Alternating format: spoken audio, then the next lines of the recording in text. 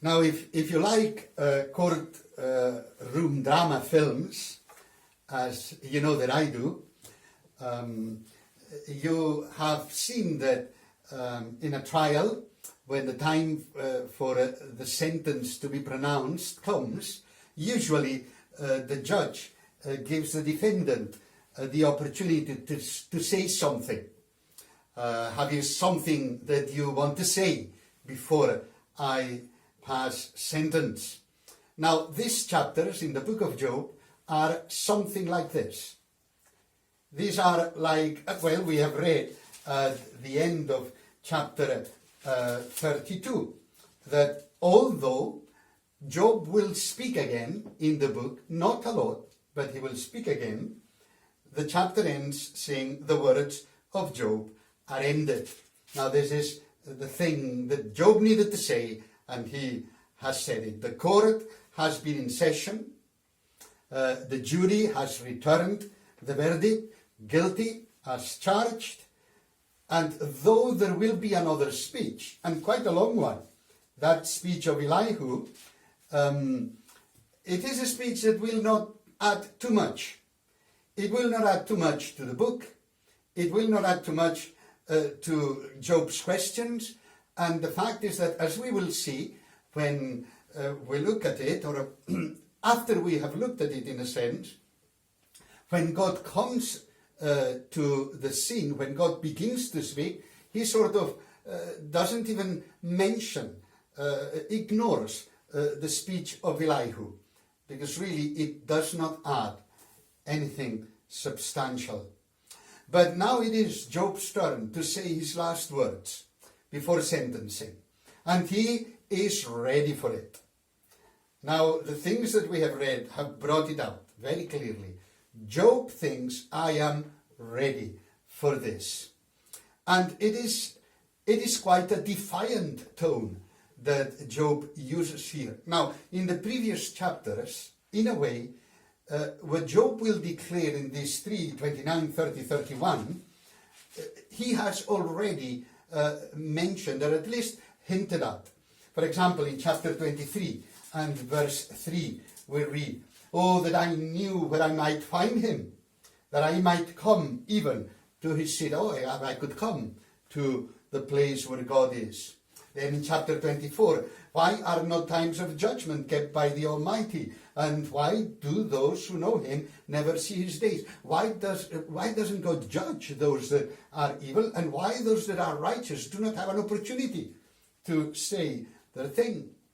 And also, not only Job has manifested this sense that God seems to be absent and causes him perplexity, because there seems to be a contradiction between what Job knows about God and the way that he deals with him and with evil, but also Job longs for a response that comes from above, a response that will, and that is the thing. Job is not looking for a response really that will instruct him, but as it will become clear, Job is looking for a response that will confirm what his thoughts are. It's true, although Job knows about God's majesty and that it is unsearchable, he maintains his innocence. He has done nothing to deserve what he is going through. Chapter 27 and verse 2, "As God lives, who has taken away my right, and the Almighty who has made my soul bitter." It is God who's done it. Chapter 28 and verse 20. "From where then does wisdom come, and where is the place of understanding?" He knows that wisdom comes from above. And yet, although he knows these things, Job insists, chapter 27 and verse 6, "I hold fast my righteousness and will not let it go. My heart does not reproach me for any of my days." Now, Job is going down, as we say sometimes, a slippery slope. Job has adopted an attitude which is far from the attitude a servant of God, as God himself declares Job to be the attitude that the servant of God should have. And of course, here we see that although Job is a man of faith, how he falls into the trap of self-righteousness.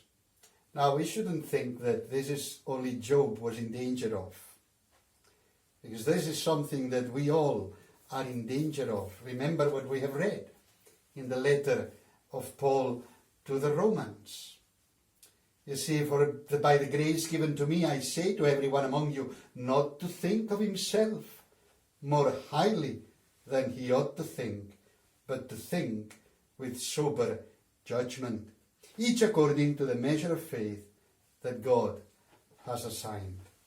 So, now that the engagement with friends is over, Job speaks. And there is a consideration here of his own life.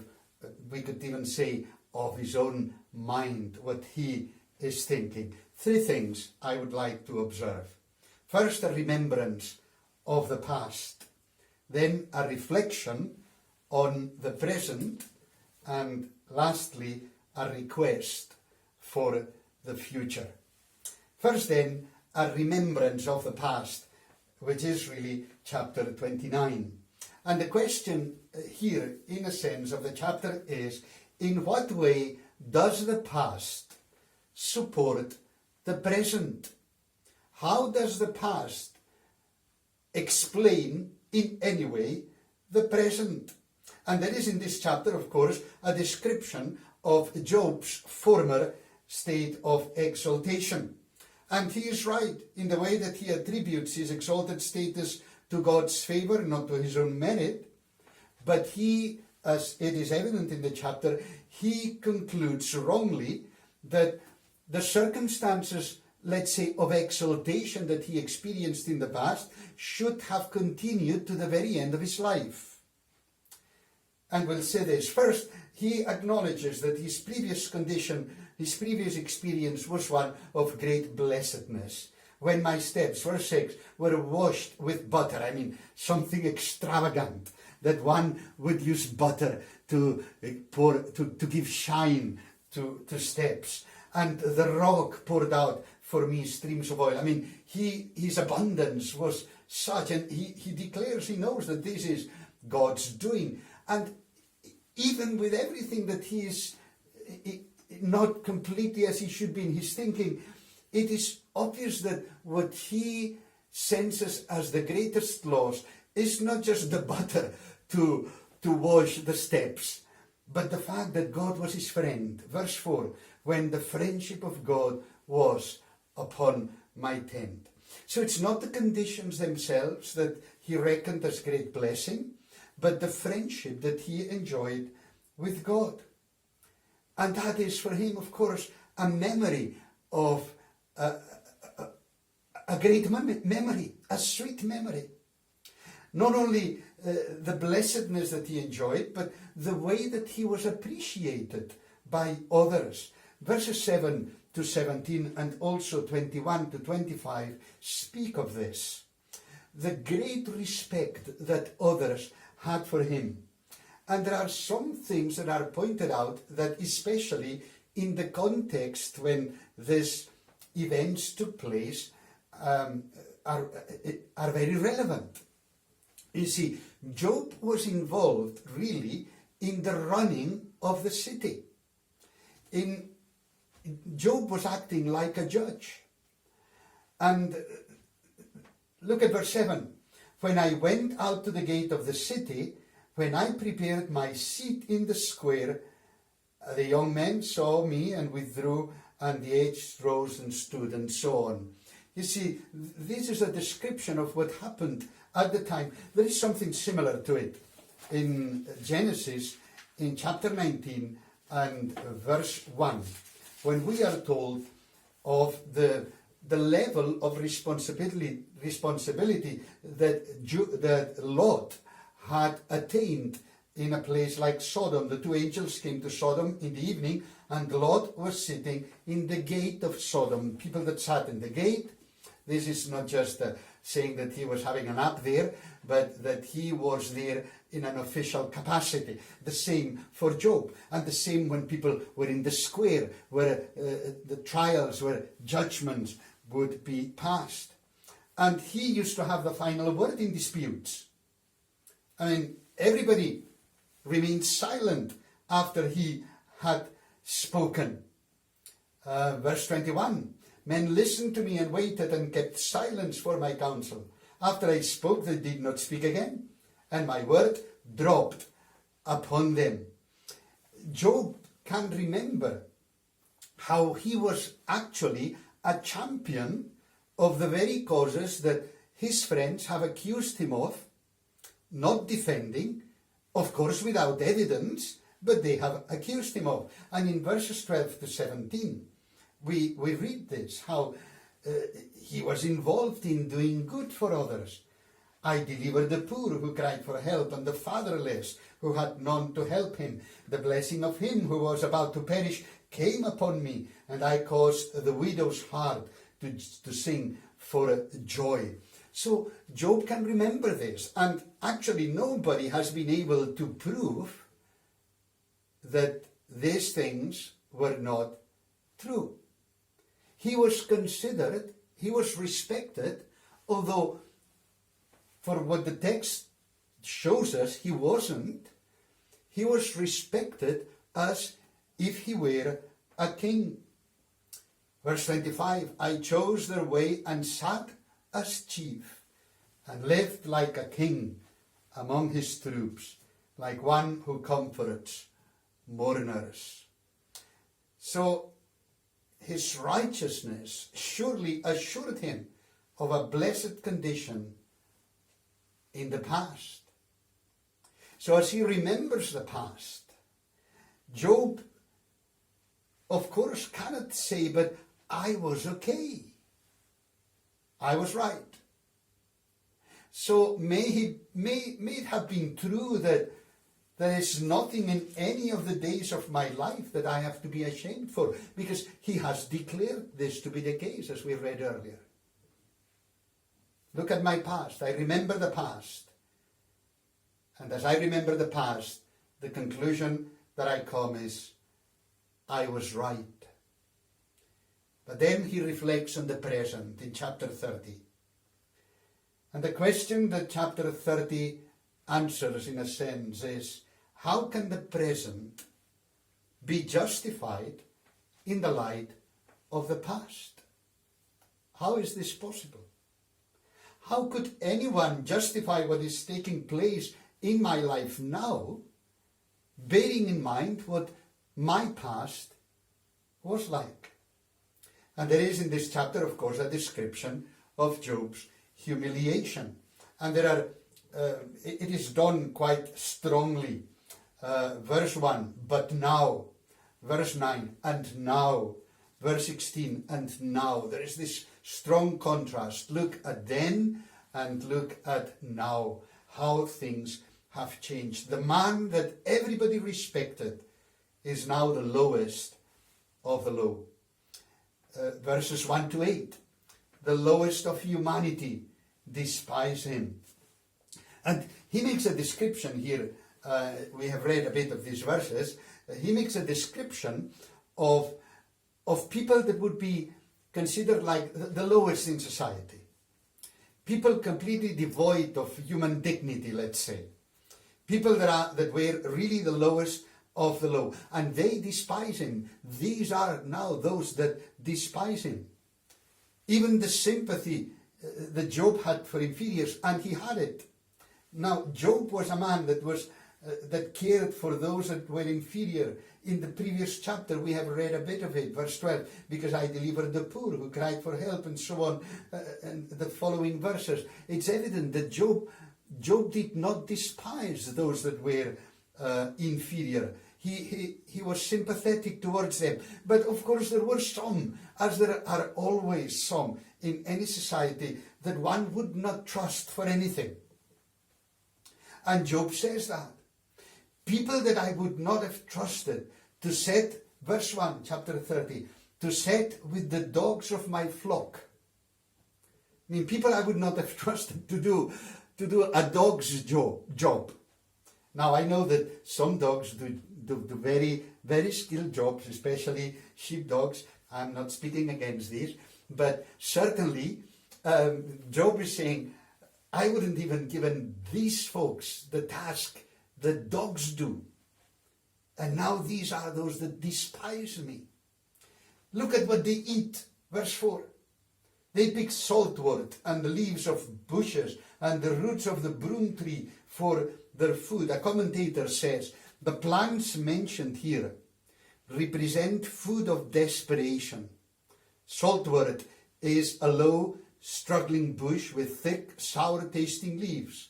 The broom tree is a shrub with long, straight branches, small leaves, and poisonous roots. They eat that. They don't even think properly. And these folks, they are those that despise me now.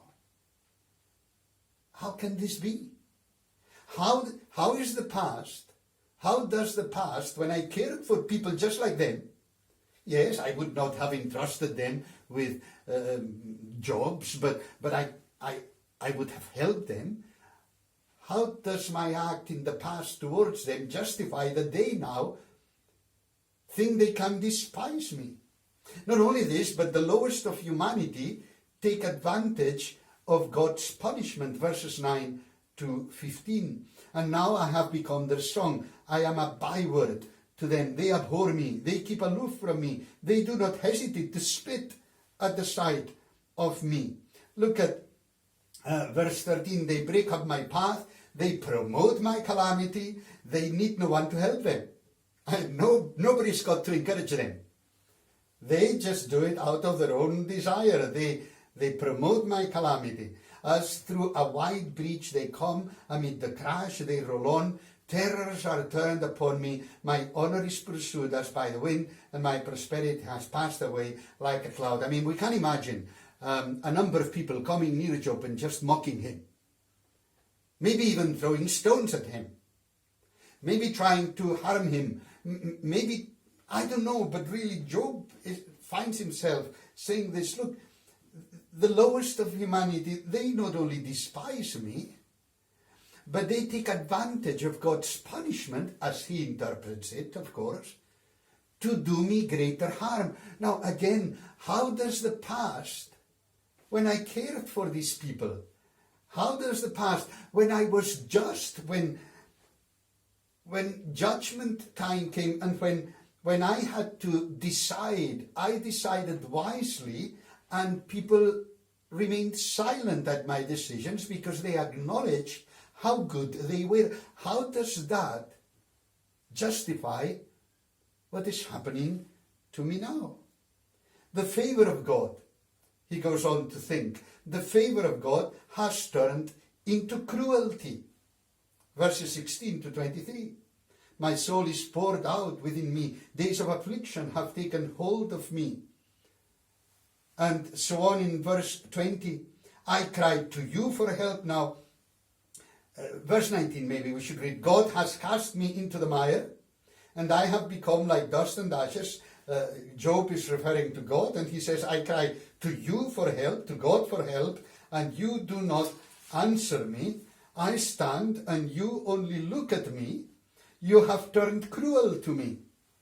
With the might of your hand, you persecute me. You see, Job has concluded that it is cruelty what seems to characterize God's response to his plea.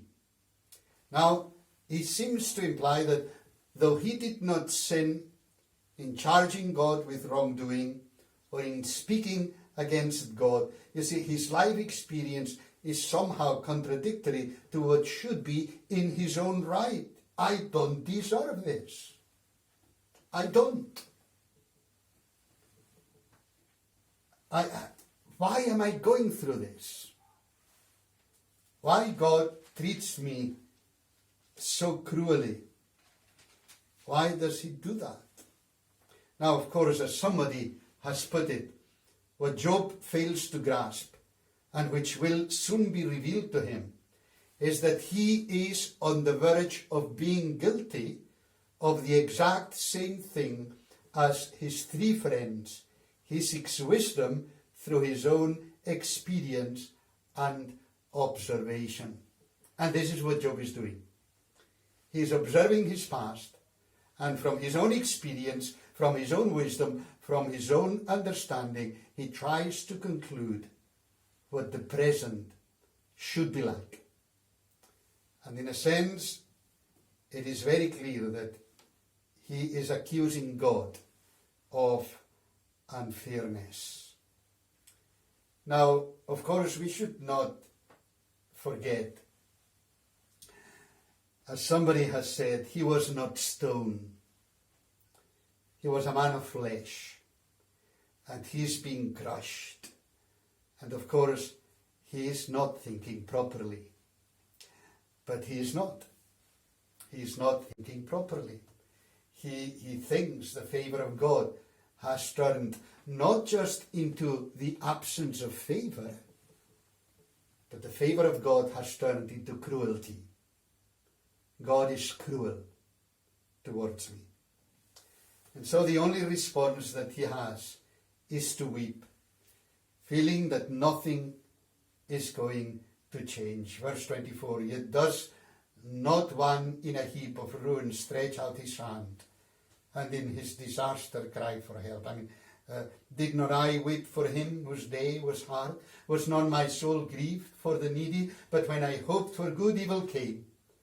And when I waited for light, darkness came. And he ends up this chapter, or this chapter ends, really referring to how Job is singing a mourning song for his own demise, for his own death. My lyre is turned to mourning, and my pipe to the voice of those who weep. It's as if Job has come to the conclusion that nothing makes sense. I reflect on the present, and the conclusion is that what is happening does not harmonize, not with what God is doing, but with what God should do. And so the only conclusion is, I better sing a mourning song and play as if I were already dead. And then comes the request for the future in chapter 31.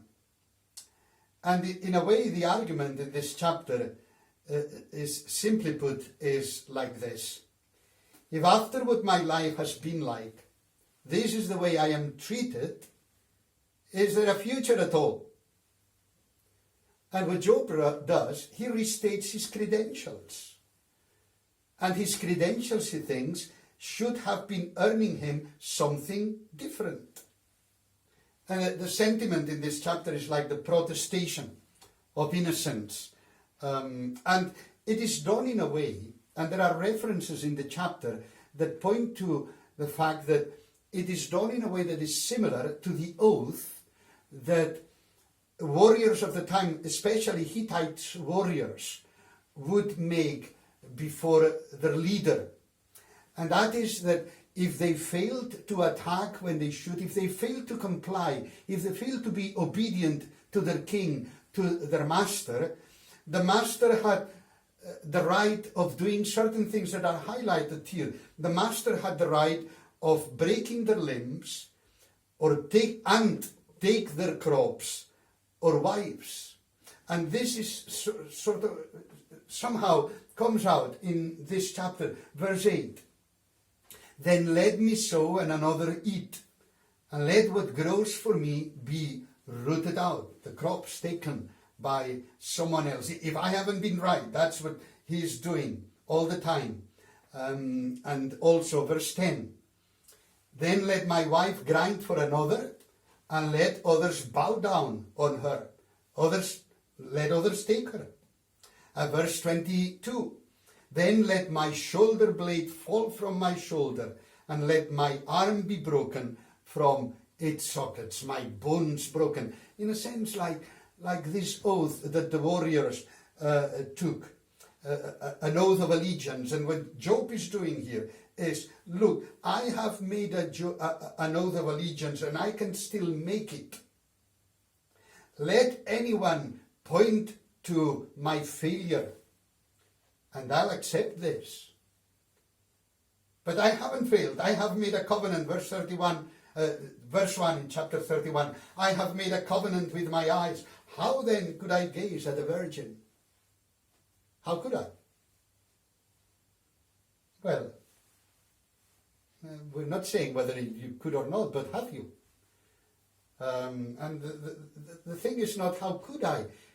Who do you think you are, Job? Do you really think that you are beyond the possibility of failure?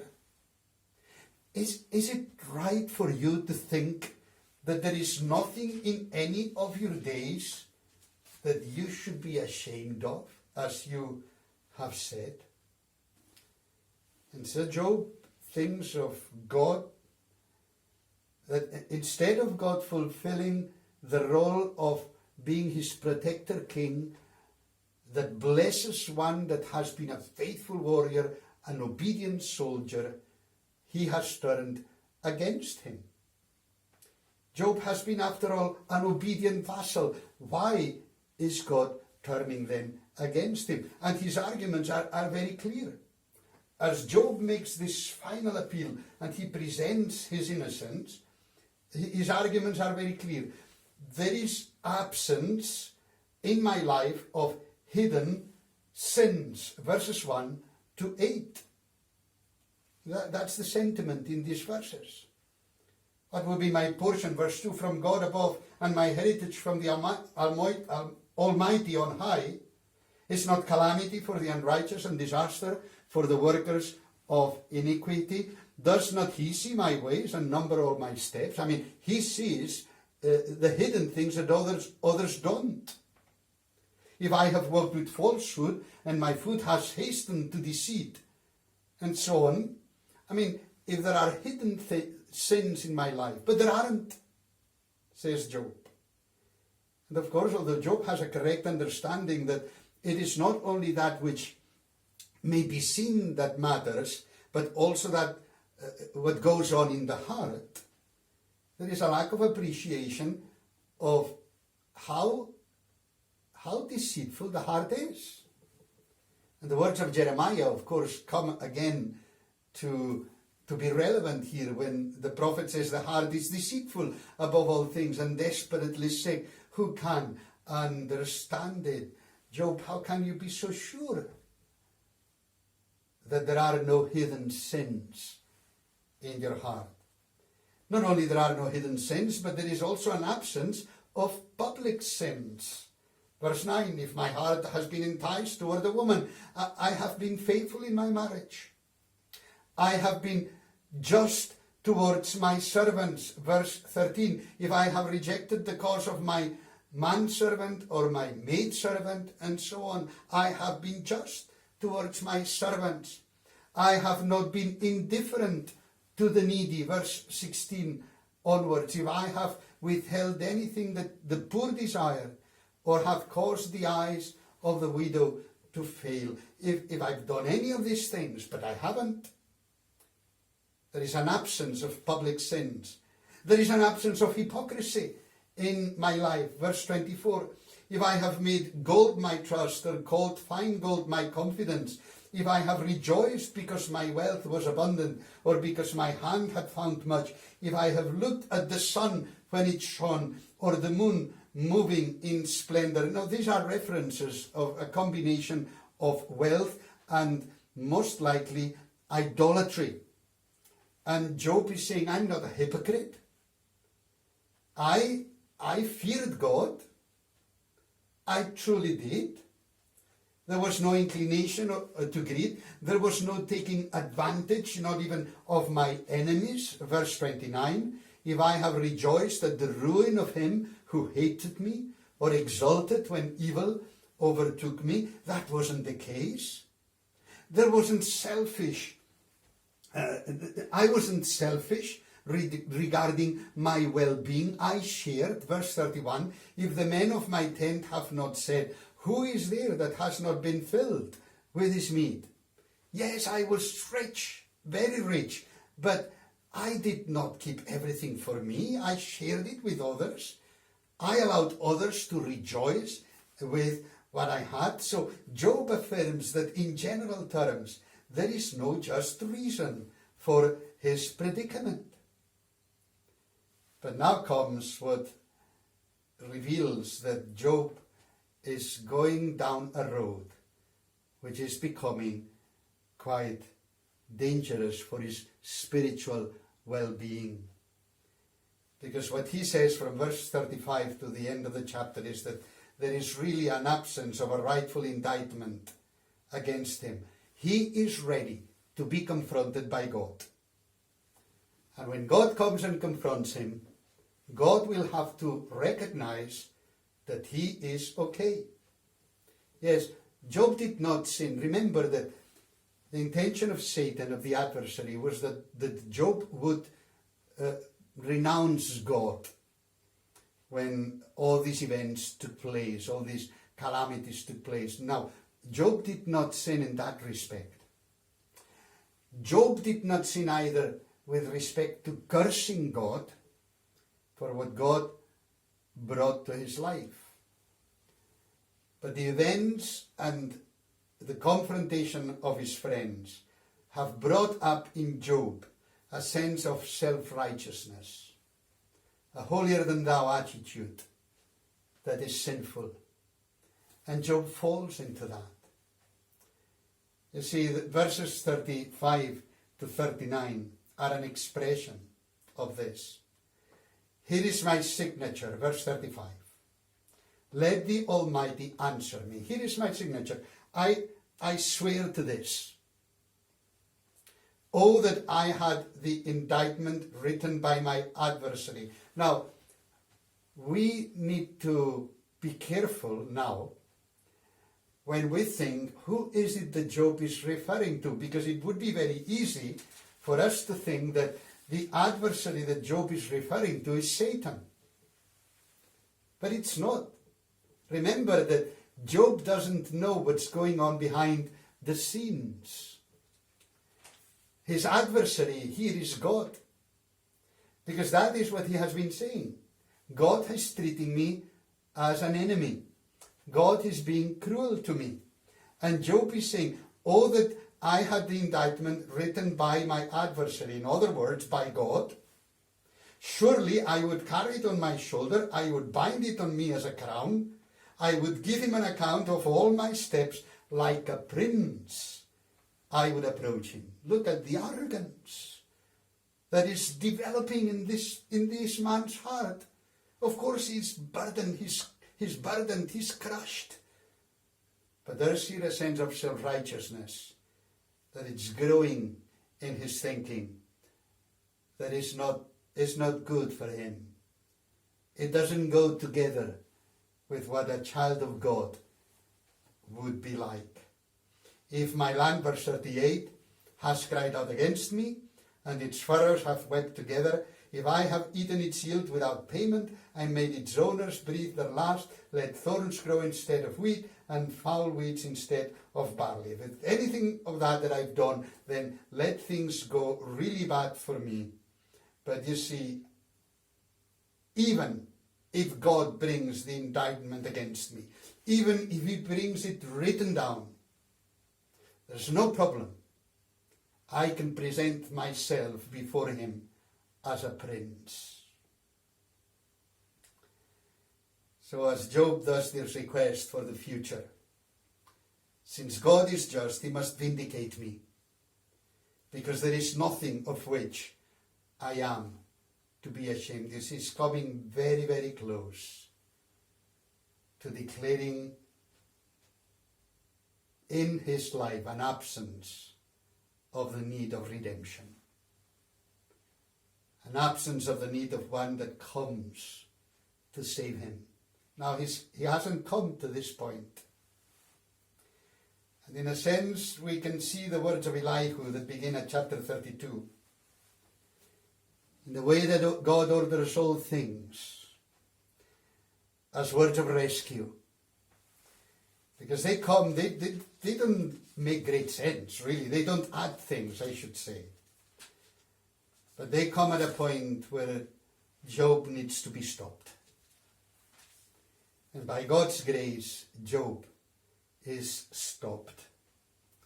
And once more it is made evident that Job needs wisdom, but that which comes from above. As long as he continues to try to come to conclusions by means of his own thinking, he will come to the wrong conclusions. How important it is for Job at this point to make his the words of the Psalm, where it says, "Search me, O God, and know my heart. Try me and know my thoughts, and see if there be any grievous way in me, and lead me in the way everlasting." Because Job has come to this point of basically declaring, I am right, I am okay. And who is allowing this to take place in my life, who is treating me as an enemy, who is really God, he's wrong. He'll have to accept that I can stand before him like a prince. And it'd be very easy for us to say, oh, well, but something like this could never happen to me. Well, Paul thought otherwise. We might not express it like Job did. We might not put it in the words that he used. But the Apostle Paul, writing to the Romans, he is so clear. You see, be careful. Do not think of yourself more highly than he ought to think. And that in any direction whatsoever. Don't you think of yourself that you are so humble? That you're so humble, the humblest one around. Or that you're so spiritual, the spiritualist, if I can say, around. Be careful, because it's so easy to fall in the trap of thinking, look to where I have reached in my spiritual journey. Look at the achievements I have made in my spiritual journey. Look at my service in my spiritual journey. Only, says Paul, only by the grace of God, think of yourselves as you should. And in a sense, this is what God does with Job. Because after the speech of Elihu, that, as I've said, does not add too much, God will start speaking to Job, and eventually Job will understand. God does come to the rescue. By grace, he comes to the rescue of his friend. Let us pray.